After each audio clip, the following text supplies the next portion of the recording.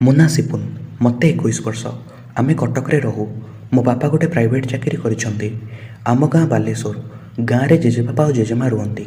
ମୁଁ ଏବେ ବିଟେକ୍ କରୁଛି। ପ୍ରଥମରୁ ମୋ ବୋଉ ପ୍ରତି ମୋର ଟିକିଏ ବି ଖରାପ ଭାବନା ନଥିଲା। ହଷ୍ଟେଲରେ ରହିବା ସମୟରେ ସାଙ୍ଗମାନଙ୍କ ସହିତ ମିଶି କଲେଜର ମ୍ୟାମ୍ମାନଙ୍କ ଦୁଧ ଓ ଗାଣ୍ଡି କଥା ଡିସ୍କସନ୍ କରିବାଠୁ ଆରମ୍ଭ କରି ଗୁଗୁଲରେ ଗିଆଁ ଗିଆଁ ଭିଡ଼ିଓ ଦେଖିବା, ଏସବୁ ମୋ ପାଇଁ ଗୋଟେ କମନ୍ କଥା ହେଇଯାଇଥାଏ। କେଉଁ ଝିଅକୁ ଦେଖିଲେ ମୁଁ ଯେତେ ଆକର୍ଷିତ ହୁଏ ନାହିଁ, ଟିକେ ଅଧିକା ଏଜ୍ର ସ୍ତ୍ରୀ ଲୋକଙ୍କୁ ଦେଖିଲେ ମୋ ବାଣ୍ଡ ପୁରା ଛିଡ଼ା ହେଇଯାଏ। ମୁଁ ସବୁବେଳେ ଭାବୁଥାଏ, କାଶ୍ ଗୋଟେ କେଉଁ ସାଙ୍ଗର ବୋଉକୁ ଯଦି ପଟେଇ ଦିଅନ୍ତି ତାହେଲେ ବହୁତ ମଜା ଆସନ୍ତା। ଦିନେ ମୁଁ ଗୁଗୁଲରେ ଗିଆଁ ଗିଆଁ ଭିଡ଼ିଓ ଦେଖିବା ବେଳେ ଗୋଟେ ମାଆ ପୁଅ ଭିଡ଼ିଓ ପଳେଇ ଆସିଲା। ମାଆ ପୁଅ ଗିଆଁ ଗିଆଁ କଥା ମୋ ମନରେ କେବେ ବି ଆସିନଥିଲା। ତେଣୁ ସେ ଭିଡ଼ିଓର ଟାଇଟେଲକୁ ଦେଖି ମୁଁ ଟିକେ ଗୋଟେ କେମିତି ମୋତେ ଅଜବ ଲାଗିଲା। ତାପରେ ମୁଁ ଭାବିଲି, ମାଆ ପୁଅ ବି କ'ଣ ଏମିତି ଗିଆଁ ଗିଆଁ ହୁଅନ୍ତି? ତାପରେ ସେ ଭିଡ଼ିଓକୁ ମୁଁ ଦେଖିଲି। ଉଫ୍, କ'ଣ ଆଉ କହିବି। ନର୍ମାଲ ଭିଡ଼ିଓଠୁ ସେ ଭିଡ଼ିଓ ମୋତେ ଅଧିକ ଉତ୍ତେଜିତ କରୁଥାଏ। ତାପରେ ମୁଁ ଗୋଟେ ପରେ ଗୋଟେ ସେମିତି ମାଆ ପୁଅ ଗିଆଁ ଗିଆଁ ଭିଡ଼ିଓ ଦେଖି ଚାଲିଲି। ପୁଅମାନେ କେମିତି ତାଙ୍କ ବୋଉକୁ ପଟେଇ ବାପା ନଥିଲା ବେଳେ ଖଟରେ ପକାଇ ଘିଉଁଛନ୍ତି ଓ ମଜା ନେଉଛନ୍ତି, ସେସବୁ ଦେଖି ମୁଁ ବହୁତ ଏନ୍ଜୟ କରିବାକୁ ଲାଗିଲି। ତାପରେ ମୁଁ ଭାବିଲି, ଇଣ୍ଡିଆରେ କ'ଣ କିଏ ନିଜ ବୋଉକୁ ଏମିତି ଘିଉଁଥିବ? ଦେଖିବା ଗୁଗୁଲରେ ସର୍ଚ୍ଚ କରିବା। ଏହାପରେ ମୁଁ ସର୍ଚ୍ଚ କଲି। ତାପରେ ସେଠି ବହୁତ ଗୁଡ଼ାଏ ମାଆ ପୁଅ ଗିଆଁ ଗିଆଁ ଷ୍ଟୋରି ଆସିଲା। ସେସବୁ ମୁଁ ପଢ଼ିଲି। ଏମିତି କିଛି ଦିନ ମଧ୍ୟରେ ମୋ ବୋଉ ପ୍ରତି ମୋର ନଜର ଟିକେ ଟିକେ ବଦଳୁଥାଏ। ମୋ ଆଖି ସାମ୍ନାକୁ ବୋଉ ବ୍ଲାଉଜ ଫାଙ୍କରୁ ଦେଖିଦେବା, ବୋଉର ଦୁଧ କନ୍ଦି ଆଉ ପେଟ ନାହିଁ ଚାଲି ଆସୁଥାଏ। ହେଲେ ମୁଁ ମୋ ନିଜକୁ କଣ୍ଟ୍ରୋଲ କରି ନେଉଥାଏ। ହେଲେ ଦିନେ ସନ୍ଧ୍ୟାବେଳେ ଏମିତି ଗୁଗୁଲରୁ ଦୁଇଟା ମାଆ ପୁଅ ଗିଆଁ ଗିଆଁ ଷ୍ଟୋରି ପଢ଼ି ମୁଁ ପୁରା ଗରମ ହେଇଯାଇଥାଏ। ମୁଁ ମୋ ନିଜକୁ ଆଉ କଣ୍ଟ୍ରୋଲ କରି ରଖିପାରିଲିନି। ଫାଇନାଲି ମୋ ବୋଉ କଥା ଭାବି ମୁଁ ଆଖି ବୁଜି ହଲେଇବାକୁ ଲାଗିଲି। ଉଫ୍, କ'ଣ ଆଉ କହିବି। ବହୁତ ଶାନ୍ତି ମୋତେ ଲାଗୁଥାଏ। ସେଦିନ ମୁଁ ଭାବିଲି, ମୋ ନିଜ ଘରେ ଗୋଟେ ଏମିତି ମାଲ୍ ଥାଉ ଥାଉ ମୋର ବାହାର କେଉଁ ସ୍ତ୍ରୀ ଲୋକ ଉପରେ ଆଖି ପକାଇବା କ'ଣ ଦରକାର? ଏହାପରେ ମୁଁ ଧୀରେ ଧୀରେ ବୋଉ ପାଇଁ ପାଗଳ ହେବାକୁ ଲାଗିଲି। ମୋ ବୋଉର ଏଜ୍ କେତେ କହିପାରିବିନି, ହେଲେ ପୁରା ଯବାନ ଅଛି। ବୋଧେ ବହୁତ କମ୍ ଏଜ୍ରେ ବାହାଘର ହେଇଯାଇଥିଲା। ବୋଉ ଦେଖିବାକୁ ଗୋରା, ମିଡ଼ିୟମ୍ ହେଲ୍ଥ, ଦୁଧ ସାଇଜ୍ 36 ହେବ। ଗୋଲିଆ ଗାଣ୍ଡିକୁ ଦେଖିଲେ କାହାର ବି ବାଣ୍ଡ ଛିଡ଼ା ହେଇଯିବ। ଆଉ ଗହିରିଆ ନାହିକୁ ଲମ୍ବା ଚୁଟି, ପୁରା ଗୋଟେ ଆକ୍ଟ୍ରେସ୍ ଭଳି। ଏଥର ମୁଁ ମୋର ସ୍ୱପ୍ନକୁ କେମିତି ପୁରା କରିବି ସେଇ କଥା ସବୁବେଳେ ପାଇଁ ବସି ଭାବୁଥାଏ। ବୋଉକୁ କେମିତି ପଟେଇକି ଘେଇଁବି ସେ କଥା ସବୁବେଳେ ମୋ ମୁଣ୍ଡରେ ଚାଲୁଥାଏ। ଏକ୍ଜାମ୍ ମୋର ବି ସରିଯାଇଥାଏ। ତେଣୁ ମୁଁ 2 ମାସ ପାଇଁ ଛୁଟି ନେଇ ଘରକୁ ଗଲି। ମୋ ବାପା ମାଆଙ୍କର ମୁଁ ଗୋଟେ ପିଲା ହେଇଥିବାରୁ ମୋ ବୋଉ ମୋତେ ବହୁତ ଭଲ ପାଏ। ଆଉ ମୁଁ ଆଜି ବି ମୋ ବୋଉ ପାଖରେ ସେ ଛୋଟ ପିଲା ଭଳି ଥାଏ। ମୋ ବୋଉ ମୋ ସହିତ ବହୁତ ହି କ୍ଲୋଜ୍ ଥାଏ, ପୁରା ଫ୍ରେଣ୍ଡ ଭଳି। ଯେହେତୁ ମୋ ବୋଉର ଏଜ୍ ବି କମ୍, ବୋଧେ 40 ଖଣ୍ଡେ ହେବ, ଓ ଘରେ ଆଉ କେହି ନଥିବାରୁ ବୋଉ ବି ମୋ ସହିତ ଟିକେ ଟାଇମ୍ ସ୍ପେଣ୍ଡ କରେ। ବାପା ଅଫିସ୍ ଚାଲିଯିବା ପରେ ମୁଁ ମୋ ପ୍ଲାନ୍ ଆପ୍ଲାଏ କରିବା ଆରମ୍ଭ କରିଦିଏ। ବୋଉ ସହିତ ଥଟ୍ଟା ମଜା କରିବା, ଜୋକ୍ କରିବା, କେଉଁ ସାଙ୍ଗର ଗାର୍ଲଫ୍ରେଣ୍ଡ ବିଷୟରେ କଥାବାର୍ତ୍ତା ହେବା, ଏମିତି। ଆଉ ଧୀରେ ଧୀରେ ବୋଉକୁ ଟଚ୍ କରିବା ମୁଁ ମଧ୍ୟ ଷ୍ଟାର୍ଟ କରିଦେଇଥାଏ। ରୋଷେଇ ଘରେ ବୋଉ ପଛପଟୁ ଯାଇକି ବୋଉକୁ ଟିକେ କୁଣ୍ଢେଇ ଧରିବା, ବୋଉ କୋଳରେ ଶୋଇପଡ଼ିବା, ଖରାବେଳେ ରେଷ୍ଟ ନେଲା ବେଳେ ବୋଉ ଉପରେ ଗୋଡ଼ ହାତ ଲଦିକି ମୋବାଇଲ ଚଲେଇବା, ଏମିତି ଭାବରେ ମୁଁ ବୋଉ ସହିତ ପୁରା କ୍ଲୋଜ୍ ହେଇଥାଏ। ଦିନେ ଖରାବେଳେ ବୋଉ ଶୋଇଥାଏ। ମୁଁ ବୋଉ ପାଖରେ ଶୋଇକି ମୋବାଇଲ ଚଲାଉଥାଏ। ମୋର ଜଣେ ସାଙ୍ଗ ଅଛି, ତା ନାଁ ରିତେଶ। ବୋଉ ତାକୁ ଜାଣିଛି, ଯେହେତୁ ସେ ମୋର ରୁମ୍ମେଟ୍ ଥିଲା। ତାପରେ ବୋଉ ମୋତେ ପଚାରିଲା, ଆଉ ରିତେଶ ଖବର କ'ଣ? ସେ ପାଠ ପଢ଼ୁଛି ନା ବାତରାମି କରୁଛି? ମୁଁ ସୁଯୋଗର ଫାଇଦା ଉଠିକି କହିଲି, ତା କଥା କାହିଁ ପଡ଼ିଛି, ସେ ଖାଲି ଝିଅ ପଟଉଛି। କେତେଟା ଝିଅଙ୍କୁ ପଟେଇକି ଓୟୋରେ ନେଇକି କରିକି ଆଣିଲାଣି, ତା'ର ଠିକ୍ ନାହିଁ। ମୋ ପାଟିରୁ ଏଇ କଥା ଶୁଣି ବୋଉ ଟିକେ ଚୁପ୍ ହେଇଗଲା। ଆଉ ତାପରେ କହିଲା, ତୁ ସେମିତି କାହା ସହ କରୁନୁ ତ? ସେମିତି କେବେ ବି କରିବୁନୁ। ଯଦି କିଛି ଏପଟ ସେପଟ ହୁଏ, ଇଜ୍ଜତ ମହତ ସବୁ ଯିବ। ମୁଁ ଜାଣିଶୁଣି କହିଲି, ମୁଁ କ'ଣ ଏତେ ପାଗଳ ହେଇଛି କେଉଁ ଝିଅ ସହ କରିବି? ତା ଛଡ଼ା ଏ ଝିଅମାନେ ବି ମୋର ପସନ୍ଦ ନୁହେଁ। ବୋଉ ଏ କଥା ବୁଝି ନ ପାରି ଆଶ୍ଚର୍ଯ୍ୟ ହୋଇ ମୋତେ ପଚାରିଲା, ଝିଅ ପସନ୍ଦ ନୁହେଁ ମାନେ? ମୁଁ କହିଲି, ଆରେ ଗୋଟେ ଝିଅକୁ କଲେ ସେ ବାହା ହେବା ପାଇଁ ବେକରେ ଓହଳିବ, ହେଲେ ଗୋଟେ ସ୍ତ୍ରୀ ଲୋକକୁ ପଟେଇ ଦେଲେ ଆରାମସେ କରିବି। ଆଉ ବାହା ହେବାର ବି ଟେନସନ୍ ନାହିଁ। ତା ଛଡ଼ା ଗୋଟେ ସ୍ତ୍ରୀ ଲୋକକୁ କରିବାର ବି ମଜା ଟିକେ ଅଲଗା। ଏହାପରେ ବୋଉ ହସିକି ମୋ ହାତ ଗୋଟେ ମାରିକି ମଜାକରେ କହିଲା, ତୁ ଗୋଟେ ପିଲା, ନଷ୍ଟ ହେଇଗଲୁଣୁ। ବୋଉ ସାମ୍ନାରେ ବି ଭୟ ଟିକେ ନାହିଁ। ମୁଁ ତାପରେ ହସିକି କହିଲି, ଏସବୁ କରିବା ପାଇଁ ସବୁ ପୁଅଙ୍କର ଇଚ୍ଛା ଥାଏ, ହେଲେ ସମସ୍ତେ ଲୁଚାନ୍ତି, କାହା ଆଗରେ କୁହନ୍ତିନି। ଆଉ ମୁଁ କହିଦେଲି। ଏମିତି କେତେ ସାଙ୍ଗମାନେ ମୋର କେତେ ସ୍ତ୍ରୀ ଲୋକଙ୍କୁ ପଟେଇଛନ୍ତି। ଏହାପରେ ବୋଉ ମୋତେ ପଚାରିଲା, ଆଚ୍ଛା, ଆଜିକାଲିକା ପୁଅଙ୍କର ଝିଅଙ୍କୁ ଛାଡ଼ି ସ୍ତ୍ରୀ ଲୋକଙ୍କ ଉପରେ ଆଖି କ'ଣ ପାଇଁ? ମୁଁ ବି ସିଚୁଏସନ୍ର ଫାଇଦା ଉଠି ବୋଉ ଦୁଧ ଆଡ଼କୁ ଟିକେ ଇସାରା କରି କହିଲି, ଝିଅଙ୍କର ଟିକେ ଛୋଟ ଆଉ ଟାଇଟ୍ ଥାଏ, ହେଲେ ସ୍ତ୍ରୀ ଲୋକଙ୍କର ଟିକେ ବଡ଼ ଆଉ ତାଠୁ ଅଧିକା ଟାଇଟ୍ ଥାଏ, ଆଉ ନା ଅଧିକା ଢିଲା। ଆଉ ଖଟରେ ପକେଇ ଏତିକି ତ କହିଛି। ବୋଉ କହିଲା, ଥାଉ ଥାଉ, ତୁ ଗୋଟେ ପିଲା ହଷ୍ଟେଲ ଯାଇକି ପୁରା ନଷ୍ଟ ହେଇଗଲୁଣୁ। ମୁଁ କହିଲି ଆରେ ଏସବୁ କମନ୍ କଥା, ତା ଛଡ଼ା ମୁଁ ବି ଟ୍ରାଏ କରୁଛି କେଉଁ ଗୋଟେ ସ୍ତ୍ରୀ ଲୋକକୁ ପଟେଇବା ପାଇଁ। ବୋଉ ତାପରେ ହସିକି କହିଲା ସେସବୁ ମୁଣ୍ଡରୁ କାଢ଼େ ଆଉ ପାଠପଢ଼ାରେ ମନ ଦେ। ମୁଁ କହିଲି କ'ଣ ଆଉ କରିବି, ବେଳେବେଳେ ଏତେ ଇଚ୍ଛା ହେଉଛି କାହାକୁ ଗୋଟେ କରିବାକୁ, ନିଜକୁ କେମିତି ମୁଁ ସମ୍ଭାଳୁଛି ସେ କଥା କେବଳ ମୁଁ ହିଁ ଜାଣିଛି। ଏତିକିବେଳେ ବାପା ଆସି ପହଞ୍ଚିଲେ ଆଉ ପଚାରିଲେ ମା ପୁଅ କ'ଣ ବସି କଥା ହେଉଛ ଯେ, ହସି ହସି ଗଡ଼ି ଯାଉଛ? ବୋଉ କହିଲା ନାଇଁ ଏମିତି, ତା କଲେଜର ସାଙ୍ଗମାନଙ୍କ ବିଷୟରେ କହୁଥିଲା। ତମେ ଚାଲ ଖାଇବ, ବହୁତ ଲେଟ୍ ହେଲାଣି। ଏତିକି କହି ବୋଉ ଓ ବାପା ଡାଇନିଂକୁ ଗଲେ। ମୁଁ ସେଠି ଶୋଇକି ଭାବୁଥାଏ ଧୀରେ ଧୀରେ ଏମିତି ବୋଉକୁ ପଟେଇବି ଆଉ ବୋଉ ସିଓର ପଟିଯିବ। ତାପରେ ମୁଁ ଶୋଇପଡ଼ିଲି। ସନ୍ଧ୍ୟାବେଳେ ବାପା ନଥାନ୍ତି। ମୁଁ ସୁଯୋଗ ପାଇ ଜାଣିଶୁଣି ଫୋନରେ ଗୁଗୁଲରୁ ଗୋଟେ ଘିଆଁ ଘିଁ ଭିଡ଼ିଓ ଦେଖିକି ହଲେଇଲି। ବୋଉ ରୁମକୁ ଆସି ହଠାତ୍ ମୋତେ ଦେଖିକି ମୁହଁ ସେପଟକୁ କରିଦେଲା ଆଉ କହିଲା ତୁ ଏଠି ଏମିତି କ'ଣ କରୁଛୁ, ଏଇଟା ଘର, ଭୁବନେଶ୍ୱର ନୁହେଁ। ମୁଁ କହିଲି ଟିକେ ଇଚ୍ଛା ହେଲା ତ। ତାପରେ ବୋଉ କହିଲା ତା ବୋଲି କ'ଣ ଏମିତି କବାଟ ଖୋଲା କରି? ମୁଁ କହିଲି ବାପା ତ ମାର୍କେଟକୁ ଯାଇଛନ୍ତି, କିଏ ଅଛି ଯେ? ବୋଉ ତାପରେ କିଛି ନ କହି ଟିକେ ରାଗିକି ଚାଲିଗଲା। ତାପରେ ରାତିକୁ ସବୁକିଛି ନର୍ମାଲ ଥିଲା। ଆମେ ଖାଇସାରି ଶୋଇବାକୁ ଗଲୁ। ତା ପରଦିନ ସକାଳକୁ ସବୁକିଛି ବଦଳି ଯାଇଥିଲା। ବୋଉ ମୋଠୁ ଟିକେ ଦୂରେଇକି ରହୁଥିଲା, ଟିକେ ଡିଷ୍ଟାନ୍ସ ମେଣ୍ଟେନ୍ କଲା ଭଳି। ଦିନ ପାଖାପାଖି 11ଟା ହେବ। ବୋଉ ରୋଷେଇ ଘରେ ଛିଡ଼ା ହେଇକି ରୋଷେଇ କରୁଥିଲା। ମୁଁ ପଛପଟୁ ଯାଇକି ବୋଉକୁ କୁଣ୍ଡେଇ ଧରିଲି ଆଉ ମୋ ପାଣ୍ଡୁକୁ ଟିଙ୍ଗେଇକି ବୋଉ ଗାଣ୍ଡିରେ ପୁରା ସେଟ୍ କରିଦେଇଥାଏ। ବୋଉକୁ ଯେମିତି ଟିକେ ଅନକମ୍ଫର୍ଟେବୁଲ୍ ଲାଗିଲା। ବୋଉ ମୋତେ କହିଲା ଛାଡ଼ିଲୁ ମୋତେ, ମୋର କେତେ କାମ ସେଟା ଅଧା ପଡ଼ିଛି, ଛାଡ଼ିଲୁ ମୋତେ। ତାପରେ ମୁଁ ସେଠୁ ପଳେଇ ଆସିଲି। ଖରାବେଳେ ବୋଉ ତା ରୁମ୍ରେ ରେଷ୍ଟ ନେଉଥାଏ। ମୁଁ ବୋଉ ପାଖରେ ଯାଇ ଶୋଇଲି। ବୋଉ ସାଇଡ୍ ହେଇକି କଡ଼ମାଡ଼ି ଶୋଇଥାଏ। ମୁଁ ବୋଉ ଉପରେ ଗୋଡ଼ ହାତ ଲଦି ଦେଇ ଫୋନ୍ ଚଲେଇଲି ଆଉ ବୋଉ ସହିତ ଏମିତି କଥାବାର୍ତ୍ତା ହେଲି। ସେହି କଥାବାର୍ତ୍ତା ଭିତରେ ବୋଉ ଦୁଧରେ ଟିକେ ହାତ ମାରିଦେଲି। ବୋଉ ତାପରେ ମୋତେ ରାଗିଲା ଭଳି ଟିକେ ଅନେଇଲା, ହେଲେ ସେ ରାଗି ନଥିଲା। ତାପରେ ମୋତେ କହିଲା ତୁ ବଡ଼ ପିଲା ହେଲୁଣୁ, ସେଠି କ'ଣ ହାତ ମାରୁଛୁ? ମୁଁ କହିଲି ଛୋଟବେଳେ କେତେ ଖାଇଛି ୟାକୁ। ବୋଉ ତାପରେ ହସିଲା ଆଉ ମୁଁ ବୋଉ ସହିତ ମୋ ପିଲାବେଳର କଥା ସବୁ କଥା ହେଲି। ଆଉ ସୁଯୋଗ ପାଇ ମୁଁ ବୋଉକୁ କହିଲି ବୋଉ ଟିକେ ଖାଇବା ପାଇଁ ବହୁତ ଇଚ୍ଛା ହେଉଛି, ପ୍ଲିଜ୍ ଟିକେ ଦେ। ବୋଉ ଫାଷ୍ଟରୁ ମନା କରୁଥିଲା, କହୁଥିଲା ତୁ ବଡ଼ ପିଲା ହେଲୁଣୁ, ଏସବୁ ପାପ, ପୁଅ ବଡ଼ ହେଇଗଲା ପରେ ଏସବୁ କରିବା ଏମିତି ଠିକ୍ ନୁହେଁ। ହେଲେ ମୁଁ ଟିକେ ଜିଦ୍ଦି କରିବାରୁ, ବହୁତ ଅଳି କରିବାରୁ ବୋଉ ରାଜି ହେଇଗଲା।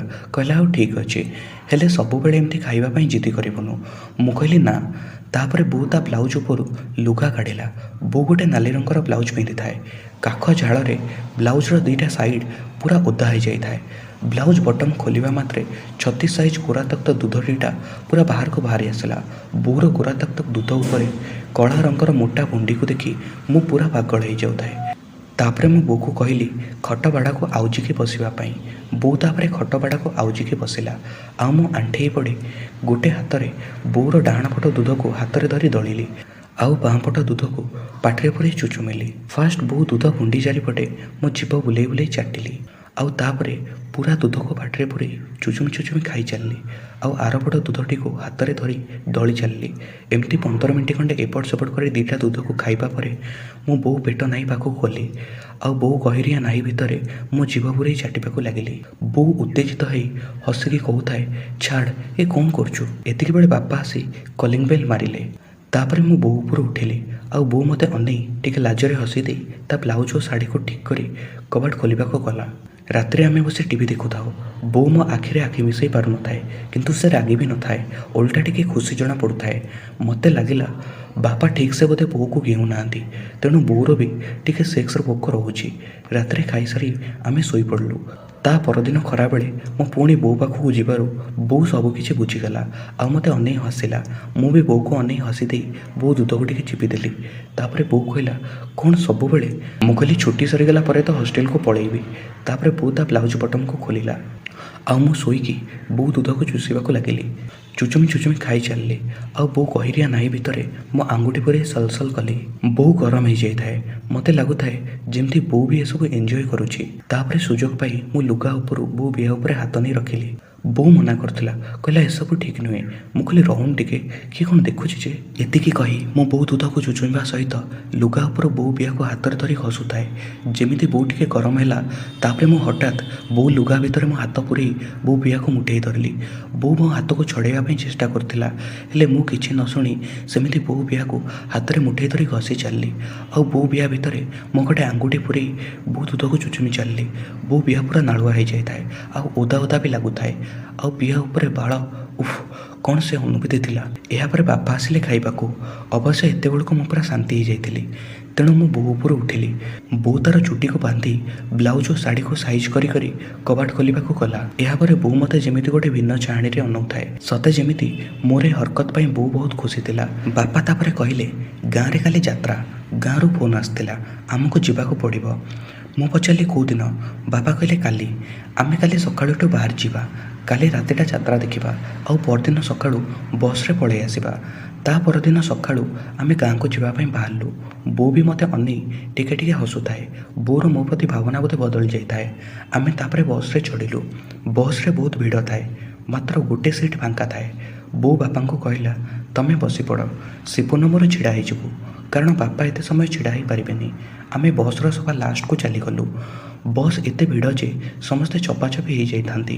ମୁଁ ବୋଉର ପଛପଟେ ଛିଡ଼ା ହେଇଥାଏ। ତାପରେ ମୁଁ ମୋ ବାଣ୍ଡକୁ ଟିଙ୍ଗିକି ବୋଉ ଗାଣ୍ଡି ମଝିରେ ସେଟ୍ କରିଦେଲି। ବୋଉ ଜାଣିପାରି ମୋତେ ପଛକୁ ବୁଲିକି ଚାହିଁଲା, ଟିକେ ହସି ଦେଇ ପୁଣି ଆଗକୁ ନେଇ ଛିଡ଼ା ହେଲା। ଏଥିରେ ମୋର ସାହସ ଆହୁରି ବଢ଼ିଗଲା। ଆଉ ମୁଁ ବୋଉ ଗାଣ୍ଡିରେ ମୋ ବାଣ୍ଡକୁ ଆରାମସେ ଘଷି ଚାଲିଲି। ଆଉ ସାମ୍ନା ପଟେ ହାତ ଗୋଳେଇ ବୋଉ ପେଟରେ ମୋ ଆଙ୍ଗୁଠିରେ ସଲସଲ କଲି। ବୋଉ ବି ମୋ ଉପରକୁ ଟିକେ ଆଉଜି ଯାଇଥାଏ। ଏମିତି ଭାବରେ ଆମେ ଯାଇ ଗାଁରେ ପହଞ୍ଚିଲୁ। ଆଉ ଆମେ ଘରକୁ ଗଲୁ। ଘରେ ପହଞ୍ଚି ବୋଉ ଜେଜେମାଙ୍କ ସହିତ କଥାବାର୍ତ୍ତା ହେଲା। ସାହିରେ ଅନ୍ୟ ଲୋକମାନଙ୍କ ଘରକୁ ମଧ୍ୟ ଗଲା। ଦିନଟା ଏମିତି ଭାବରେ କଟିଗଲା। ଏହାପରେ ମୁଁ ଭାବିଲି, କଟକରେ ବାପା ତ ସବୁବେଳେ ଘରେ, ଏମିତିକି ରାତିରେ ଶୋଇଲା ବେଳେ ମଧ୍ୟ ବାପା ସବୁବେଳେ ବୋଉ ପାଖରେ ଶୋଉଛନ୍ତି। ବୋଉ ଏମିତି ଦୁଧ ଖାଇବାକୁ କି ତା ବିଆରେ ହାତ ମାରିବାକୁ ଦେବା ଭିତରେ ବି ସେ ସେତିକି କଣ୍ଟ୍ରୋଲରେ ରହୁଛି। ଦିନବେଳା ଯେପର୍ଯ୍ୟନ୍ତ ସେ ସେତିକି ଗରମ ନ ହେଇଥିବ, ସେ କେବେ ବି ମୋଠୁ ଘିଅ ଖାଇବାକୁ ରାଜି ହେବନି। କାରଣ ଯେତେ ଯାହା ହେଲେ ବି ମା ପୁଅ ନା। ଆଉ ଦିନବେଳା ସେ କେବେ ବି ସେତିକି କଣ୍ଟ୍ରୋଲ ବାହାରକୁ ଯିବନି, ଏକଥା ମୁଁ ଜାଣିଛି। ହେଲେ ଏଇଠି ଗାଁରେ ଆଜି ରାତିରେ ବାପା ଯାତ୍ରା ଦେଖିବେ। ଯଦି ବୋଉ ଯାତ୍ରା ଦେଖିବାକୁ ନ ଯିବ, ତାହେଲେ ରାତିରେ ଆଜି ମୋ ବୋଉକୁ ଟିକେ ଅଧିକା ଉତ୍ତେଜିତ କଲେ ବୋଉ ସବୁ ସୀମା ଟପି ଯାଇ ମୋଠୁ ଘିଅ ଖାଇବାକୁ ରାଜି ହେଇଯିବ। ଏହାପରେ ସନ୍ଧ୍ୟାବେଳକୁ ମୁଁ ବୋଉକୁ ମୋ ରୁମ୍କୁ ଡାକିକି କହିଲି, ତୁ ଆଜି ରାତିରେ କ'ଣ ଯାତ୍ରା ଦେଖିବାକୁ ଯିବୁ? ବାପା ଯିବେ ପାରି, ମୁଁ ଏଇଠି ତୋ ପାଖରେ ଶୋଇପଡ଼ିବି। ଆଉ ବୋଉ ରାଗିକି ଟିକେ କହିଲା, ତତେ ଏସବୁ ଭଲ ଲାଗୁଛି? ରାତିରେ ମୁଁ ତୋ ପାଖରେ ଶୋଇପାରିବିନି, ଆଉ ଏସବୁ ମନରୁ ବାହାର କର। ଏକଥା ଶୁଣି ମୁଁ ଟିକେ ଦୁଃଖୀ ହେଇଗଲି। ଆଉ ରାତି 9ଟା ଯାଏ ଗୁମ୍ ମାରି ମନ ଦୁଃଖରେ ବସିଲି। କାହାକୁ କିଛି କହିଲିନି। ଜେଜେମା ଆସି ପଚାରୁଥାନ୍ତି, କ'ଣ ହେଇଛି କି ମୋ ନାତିର, କାହିଁ ଏମିତି ମନ ଦୁଃଖ କରି ବସିଛୁ? ମୁଁ କହିଲି, ନାଇଁ କିଛି ନାହିଁ। ବୋଉ ବି ଜାଣିପାରିଲା, ହେଲେ କିଛି କହିଲାନି। ଏହାପରେ ମୁଁ କହିଲି, ମୁଁ ଯାତ୍ରା ଦେଖିବାକୁ ଯିବିନି, ଯାଉଛି ମୁଁ ଶୋଇବି। ତାପରେ ମୁଁ ଯାଇ ମୋ ରୁମ୍ରେ ଶୋଇଲି। ରାତି ଠିକ୍ 11ଟା ବେଳକୁ ବୋଉ ମୋ ରୁମ୍କୁ ଆସିଲା, ଆଉ ପଛପଟୁ କବାଟ ବନ୍ଦ କଲା। ବୋଉକୁ ଦେଖି ମୁଁ ଆଶ୍ଚର୍ଯ୍ୟ ହୋଇଗଲି। ମୁଁ କହିଲି, ତୁ ଯାତ୍ରା ଦେଖିବାକୁ ଯିବୁନୁ କି? ବୋଉ ହସିକି କହିଲା, ତୁ ବା ମନା କଲୁ। ଆଉ ଏତିକି କହି ମୋ ପାଖରେ ଆସି ଶୋଇଲା। ଆଉ ମୋ ମୁଣ୍ଡ ଚୁଟିକୁ ତା ହାତରେ ଧରି ଆଉଁସିବାକୁ ଲାଗିଲା। ମୁଁ ବୋଉର ଇସାରା ବୁଝିପାରି ବୋଉର ଦୁଧକୁ ବ୍ଲାଉଜ ଉପରୁ ଚିପିବାକୁ ଲାଗିଲି। ତାପରେ ବୋଉ ବ୍ଲାଉଜକୁ ପୁରା ଖୋଲି ଦେଇ ବୋଉ ଦୁଧକୁ ଚୁଚୁମି ଚାଲିଲି, ଆଉ ଦଳି ଚାଲିଲି। ବୋଉ ବି ଆଜି ଟିକେ ଅଧିକ ଗରମ ହେଇଯାଇଥାଏ। ବୋଉ ଦେହରୁ ତା ଲୁଗା ସାୟା ଟାଣିକି ସବୁ ଖସେଇ ଦେଇଥାଏ। ବୋଉ ବେକ ଓ କାନକୁ କିସ୍ କରି ଦୁଧକୁ ହାତରେ ଧରି ଦଳୁଥାଏ। ବୋଉ ଦୁଧ ଯେମିତି ପୁରା ସ୍ପଞ୍ଜ ଭଳି ଫୁଲିକି ଥାଏ। ଆଉ ତାପରେ ବୋଉ ଓଠରେ ମୋ ଓଠ ପୁରେଇ ବୋଉକୁ କିସ୍ କରି କରି ଦୁଧକୁ ଦଳି ଚାଲିଲି। ଆଉ ତାପରେ ଟିକେ ତଳକୁ ଖସି ଆସି ବୋଉ ଦୁଧକୁ ଚୁଚୁମି ଚୁଚୁମି ବୋଉ ବିହାକୁ ହାତରେ ମୁଠେଇ ଘଷି ଚାଲିଲି। ବୋଉ ପୁରା ଗରମ ହେଇଯାଇଥାଏ। ତାପରେ ଆଉ ଟିକେ ତଳକୁ ଖସି ଆସି ବୋଉ କହିରିଆ ନାହି ଭିତରେ ମୋ ଜିଭ ପୁରେଇ ବୋଉ ପେଟରେ ଚୁମା ଦେଇ ଦେଇ ବୋଉ ବିହା ପାଖକୁ ଆସିଲି। ତାପରେ ବୋଉ ବିହାରେ ଜିଭ ଲଗେଇ ବୋଉ ବିହାକୁ ଚୁଚୁମି ଚୁଚୁମି ଚାଟି ଚାଲିଲି। ବୋଉ ତାର ଗୋଟେ ହାତରେ ତକିଆକୁ ଜାବୁଡ଼ି ଧରି ଅନ୍ୟ ହାତଟିକୁ ମୋ ମୁଣ୍ଡରେ ରଖିଥାଏ। ଏପଟେ ମୁଁ ବୋଉ ବିହାକୁ ଚାଟିବା ସହିତ ଉପରେ ହାତ ବଢ଼େଇ ବୋଉ ଦୁଧକୁ ଧରି ଦଳୁଥାଏ। 15 ମିନିଟ୍ ଖଣ୍ଡେ ଏମିତି ଚାଟିବା ପରେ ମୁଁ ମୋ ବାଣ୍ଡକୁ ଆଣି ବୋଉ ବିହାରେ ଘଷିଲି। ଆଉ ବୋଉ ଉପରେ ପେଟେଇ ପଡ଼ି ମୋ ବାଣ୍ଡକୁ ବୋଉ ବିହା ଭିତରେ ପୁରେଇ ଆସ୍ତେ ଆସ୍ତେ ଗେଇଁବା ଷ୍ଟାର୍ଟ କରିଥିଲି। ବୋଉ ବି ମୋ ଅଣ୍ଟାରେ ତା ଗୋଡ଼କୁ ଛନ୍ଦି ତା ଗାଣ୍ଠିକୁ ଉଠେଇ ଉଠେଇ ମୋ ସାଥ ଦେଉଥାଏ। ମୁଁ ବୋଉ ଓଠ ଆଉ ଦୁଧକୁ କିସ୍ କରି କରି ମୋ ଗେଇଁବାର ବେଗ ବଢ଼େଇଲି। 15 ମିନିଟ୍ ଖଣ୍ଡେ ଏମିତି ଗେଇଁବା ପରେ ମୁଁ ଜାଣିପାରିଲି ବୋଉର ପାଣି ବାହାରିବା ଟାଇମ୍ ହେଇଗଲାଣି। ବୋଉ ପୁରା ମୋତେ ଜାବୁଡ଼ିକି କୁଣ୍ଡେଇକି ଧରି ତା ଗାଣ୍ଡିକୁ ଉଠେଇ ଉଠେଇ ମୋର ସାଥ ଦେଉଥାଏ। କିଛି ସମୟ ଏମିତି ଜୋରରେ ଗେଇଁବା ପରେ ମୋ ବାଣ୍ଡରୁ ସବୁ ଗରମ ବୀଜ ବୋଉ ବିହା ଭିତରେ ମୁଁ ଛାଡ଼ିଦେଲି। ଆଉ ଆମେ ଲଙ୍ଗଳା ହେଇ ସେମିତି କୁଣ୍ଡା କୁଣ୍ଡି ହେଇ ମା' ପୁଅ ଶୋଇପଡ଼ିଲୁ। ରାତି 3ଟା ବେଳକୁ ବୋଉ ଉପରେ ମୁଁ ଶୋଇଥାଏ। ବୋଉ ମୋ ମୁଣ୍ଡକୁ କିସ୍ କରି ମୋତେ ଉଠେଇଲା। ମୁଁ ବି ଉଠି ବୋଉ ବେକ, କାନ, ଓଠ, ଦୁଧ ସବୁକୁ ପୁରା ଚାଟି ପକେଇଲି। ବୋଉକୁ ସାଇଡ୍ କରି ଶୋଇ ଦେଇ ପଛପଟୁ ବୋଉର ଗୋଟେ ଗୋଡ଼କୁ ଟେକି ବୋଉର ପିଆରେ ମୋ ବାଣ୍ଡ ପୁରେଇଲି ଆଉ ବୋଉର ଦୁଧକୁ ଦଳି ଦଳି ବୋଉକୁ ଗେଇଁ ଚାଲିଲି। 15 ମିନିଟ୍ ଖଣ୍ଡେ ଗେଇଁବା ପରେ ଆମେ ପୁଣି ଆମ ପାଣି ଛାଡ଼ିଲୁ। ବୋଉ ପୁରା ମୋ ବାଣ୍ଡର ଦିବାନୀ ହେଇଯାଇଥାଏ। ସେ ଖୁସିରେ ମୋ ବାଣ୍ଡକୁ ଚୁମା ଦେଇ ଦେଇ ଚୁଚୁମୁଥାଏ ଆଉ ମୋ ମୁଣ୍ଡକୁ ଆଉଁଶୁଥାଏ। ତାପରେ ପୁଣି ବୋଉ ମୋ ଉପରକୁ ଚଢ଼ି ଆସି ମୋ ଓଠରେ ତା ଓଠ ପୁରେଇ ଚୁଚୁମି ଚାଲିଲା। ଏମିତି ରାତି 4ଟା ଯାଏ ଚାଲିଲା। ତାପରେ ବୋଉ ଉଠି କହିଲା, ନେ ତୋ ଡ୍ରେସ୍ ପିନ୍ଧିଦେ। ବୋଉ ତାପରେ ତାର ଶାଢ଼ୀ ସାୟା ବ୍ଲାଉଜ ସବୁ ପିନ୍ଧିଲା ଆଉ ମୁଁ ମୋର ଡ୍ରେସ୍ ପିନ୍ଧିଲି। ତାପରେ ପୁଣି ଆମେ ଶୋଇପଡ଼ିଲୁ। ସେଇଦିନଠୁ ଆମ ମା ପୁଅଙ୍କ ଭିତରେ ଗଢ଼ି ଉଠିଲା ଗୋଟେ ନୂଆ ସମ୍ପର୍କ। ଏଇଭଳି ନୂଆ ନୂଆ ସତ୍ୟ ଘଟଣା ଆଧାରିତ ରୋମାଞ୍ଚକର କାହାଣୀ ଶୁଣିବା ପାଇଁ ଆମ ଟେଲିଗ୍ରାମ ଚ୍ୟାନେଲ ଜଏନ୍ କରନ୍ତୁ। ଲିଙ୍କ୍ କମେଣ୍ଟ ସେକ୍ସନ୍ ଓ ଡିସ୍କ୍ରିପ୍ସନରେ ଅଛି।